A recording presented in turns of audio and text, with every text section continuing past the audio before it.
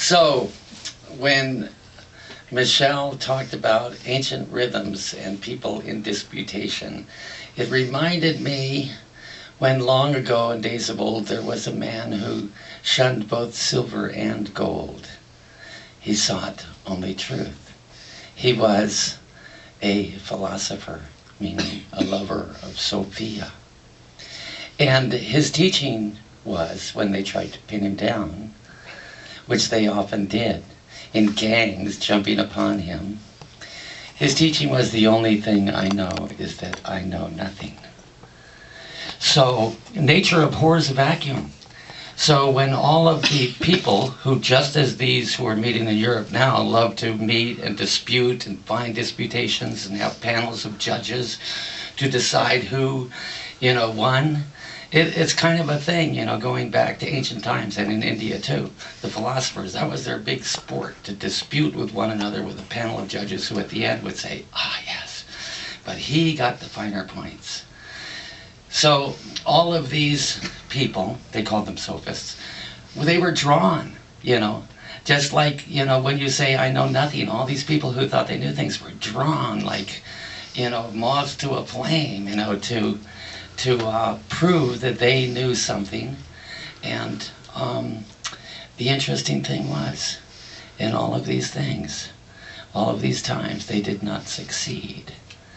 Instead, what this man did, which was fascinating, was he didn't show that they didn't know anything in that kind of a sense. He didn't try to disprove what they were saying. He led them through examination of what they were saying until, just like modern scientists, the deeper they go into it, they get into a point where they come to something that they cannot explain, and they go, wow. He introduced them to a higher level of reality, walking them through this process, where they came to feel in concert with him, wow, we really don't know anything. Which takes me to just a brief aside, because I was interested in where the word God came from. And the best explanation that I could find from the etymologists and everything was that God was a Germanic expression that when people experienced complete awe of something, they would say, God. And so, and so that experience of nothing, it is something to say the only thing that I know is that I know nothing. And of course, neti, that's what people call the experience of ultimate reality, is to know nothing.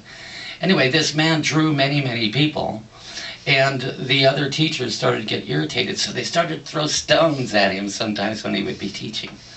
And this is what was very interesting, not recorded in the history books, is that he and his followers would catch these stones. They would hand them to this man, and he would do this thing with his hands and stuff like that. And this energetic thing would happen that nobody could really understand, with this luminescent blue and violet light. And he would weld the stones together. And gradually he made a bigger and bigger stone, and once it got to a certain size, about 4 foot by 3 foot by 3.5 foot, then after that, any of the ones that they brought, he would just put them in there, and there would be this purple sizzling, and the stone stayed the same size, but it would sink into it. So this was pretty amazing, and this went on for a while, and people sort of adjusted, to this going on. The teachers would say, just don't go anywhere near them. The ones that did would generally join in this wow experience.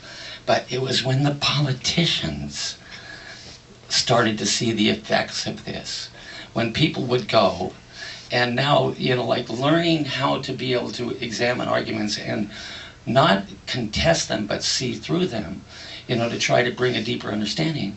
And the politicians, basing their ideas on certain philosophies and ways of thinking, would say, this is that, vote for me, or we're going to go to war with these people, or whatever.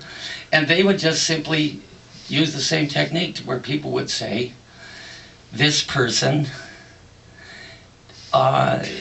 is not thinking clearly, and you're fools for listening to him.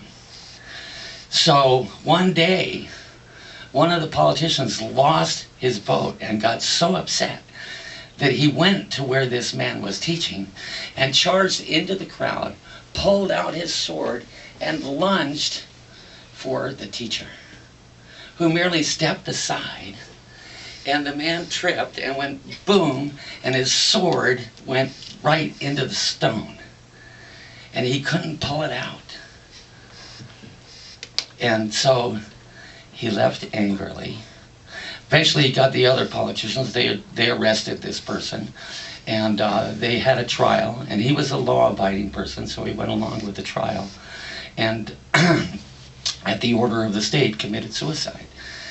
And so then they had this stone with this sword in it, and they took the stone and they put it into one of the treasury departments of one of the temples. And the rumor went around that whoever could pull that stone from the rock would rule the world. Now, do you know who the first person was who pulled the sword from the rock? Arthur. No. No? It was Alexander the Great. Oh. Yeah.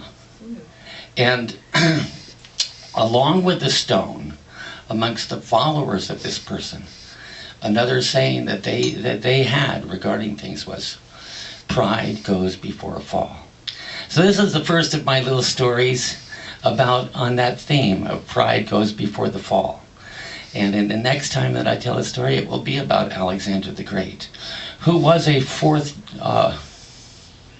fourth generation philosopher himself in the philosophical lineage of this man. Because Plato studied under Socrates, and then Aristotle studied under Plato, and then Philip of Macedon, when he conquered Greece, he got this stone. He got the sword. He wanted his son to rule the world.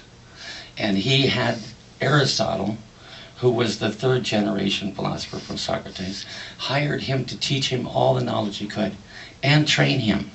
But there will be more of this in the next installment of this saga.